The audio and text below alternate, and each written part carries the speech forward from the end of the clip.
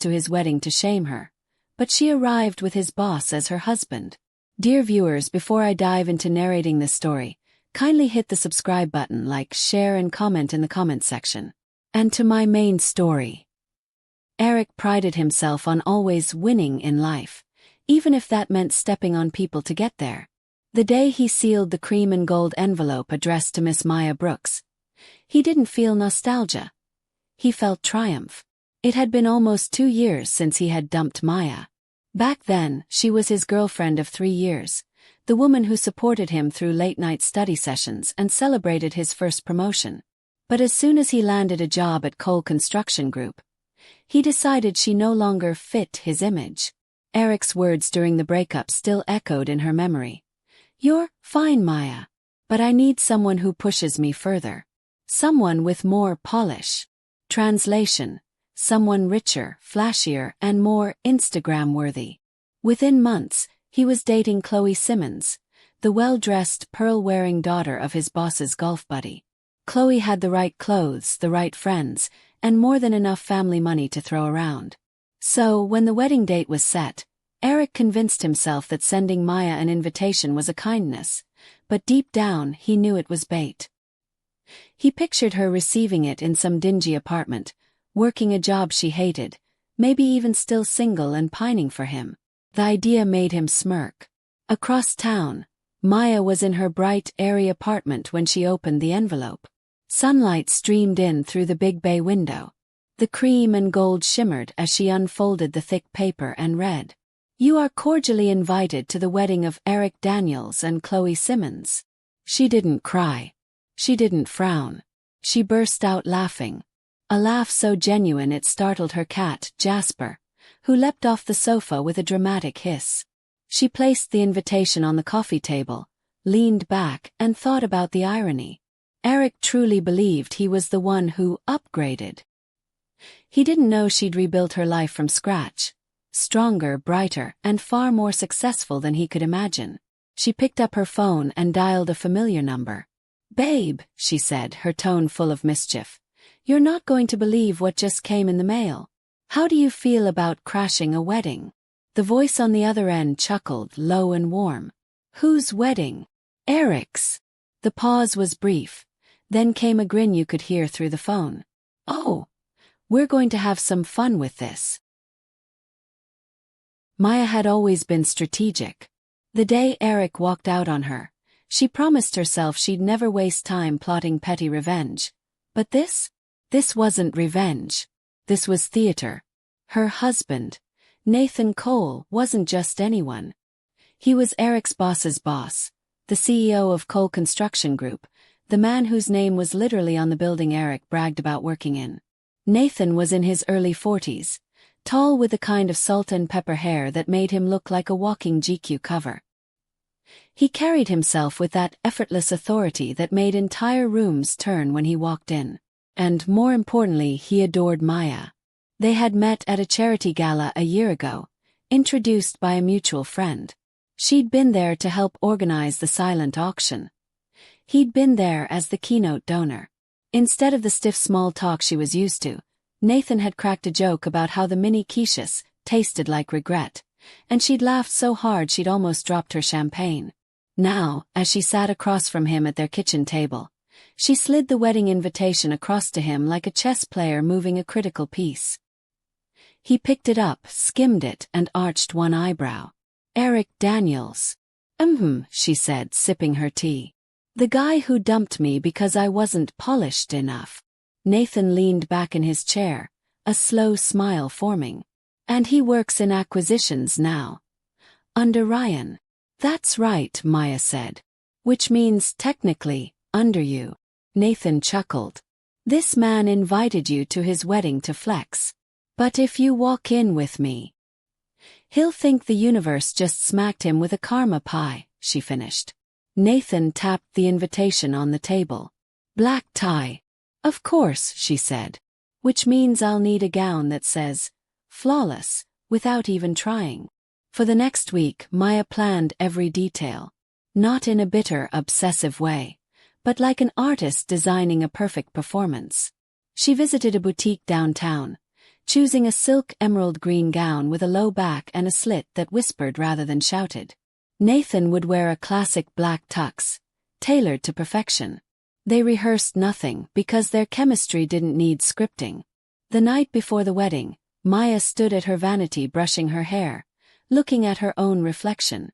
She wasn't the same woman Eric had left. That Maya had been unsure, always second-guessing her worth. This Maya had built her career, found love that respected her, and stopped living for other people's approval. And tomorrow she'd walk into that room not to prove anything, but to enjoy the look on Eric's face when he realized she didn't just move on, she'd leveled up beyond his wildest dreams.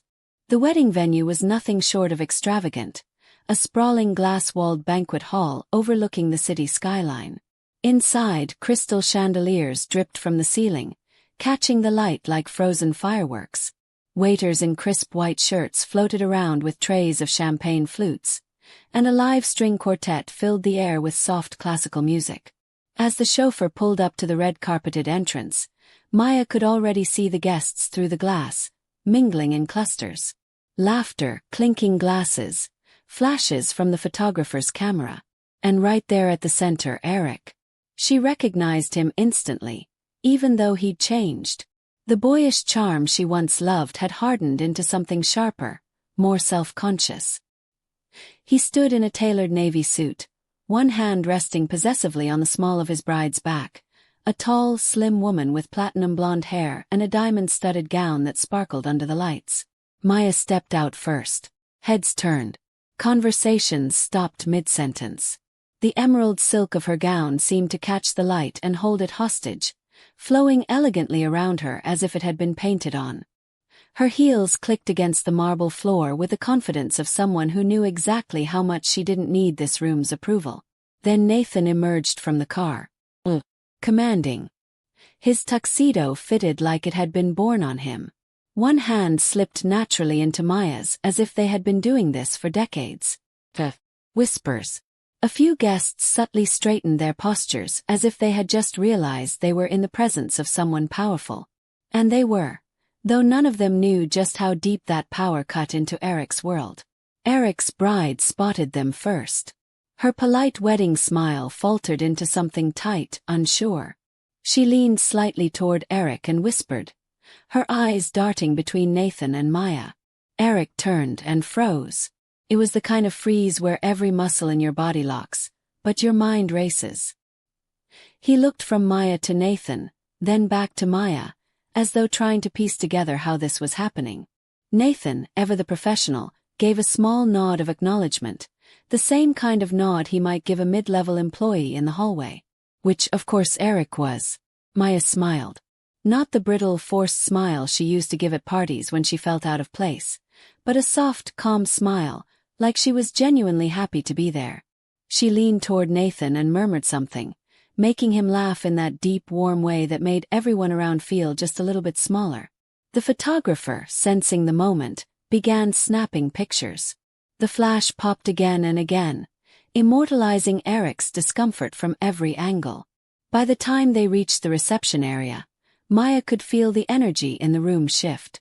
People weren't just looking at the bride and groom anymore. They were stealing glances at her and Nathan, wondering who they were, how they fit into this picture, and why Eric suddenly looked like someone had poured ice water down his back. Maya didn't need to say a word. The entrance had done all the talking.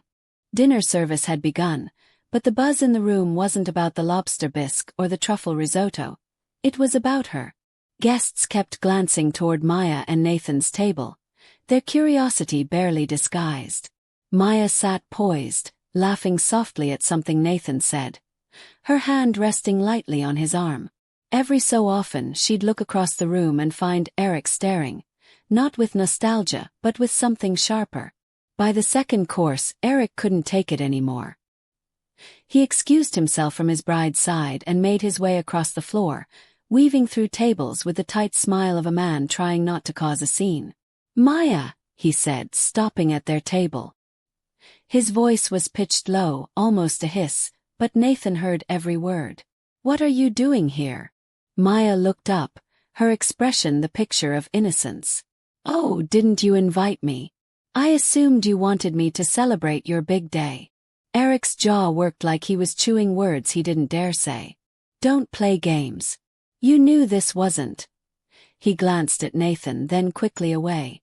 You knew this would be complicated. Complicated. Nathan's voice was calm, but there was steel underneath. You're an employee of mine, Eric. I expect you to treat my wife with respect, even if she happens to be your ex. The surrounding tables went eerily quiet, conversations stalling mid-sentence. Maya didn't have to look around to know people were listening. Eric's face went pale. Your wife. Maya tilted her head, smiling sweetly. We got married last year. Small ceremony. Paris. Remember when you said I'd never be with someone out of your league? You were very wrong.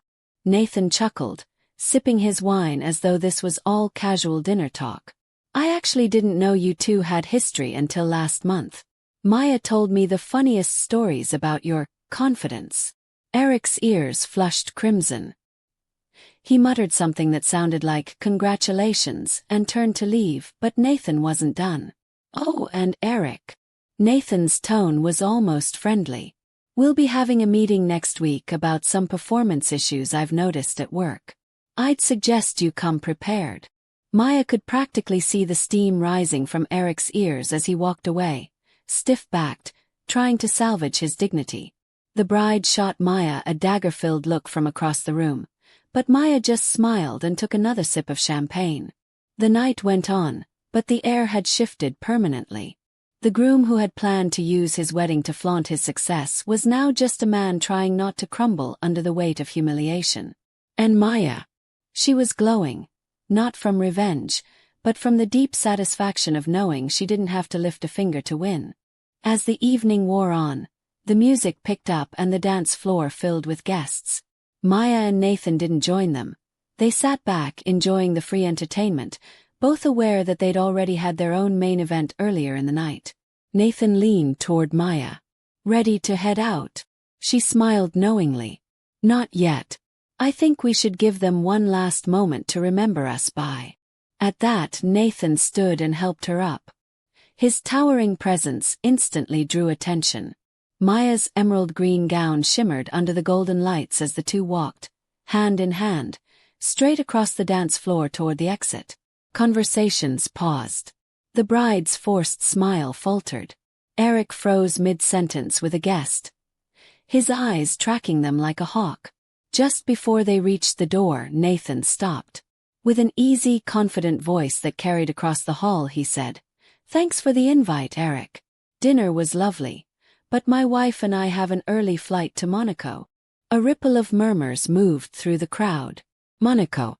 The word itself was a glittering reminder that Maya's life had not only moved on but had soared far above the one Eric had imagined for her. Maya turned to the guests, her smile warm and unbothered. "Congratulations to the happy couple. I wish you both the very best." Then she glanced at Eric, letting the silence hang just long enough before adding, "Truly. No hard feelings." The two stepped outside into the cool night air. Parked at the curb was a sleek black limousine with a driver holding the door open. As Maya slid inside, she heard the faint hum of whispers spilling out from the reception hall. Once inside the limo, Nathan raised a brow. "Feel better?" Maya laughed softly. "I didn't even have to say much." The look on his face, that was enough. Nathan took her hand, pressing a kiss to her knuckles. "You deserve more than enough." As the limo pulled away, Maya leaned back against the leather seat, her heart light. It wasn't about revenge anymore, not really. It was about walking into a place where she was once underestimated, and leaving as the woman who had everything she'd been told she'd never have.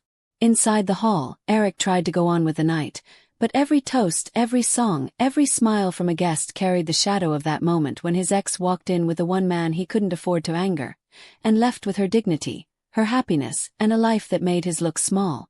And that was the sweetest victory of all.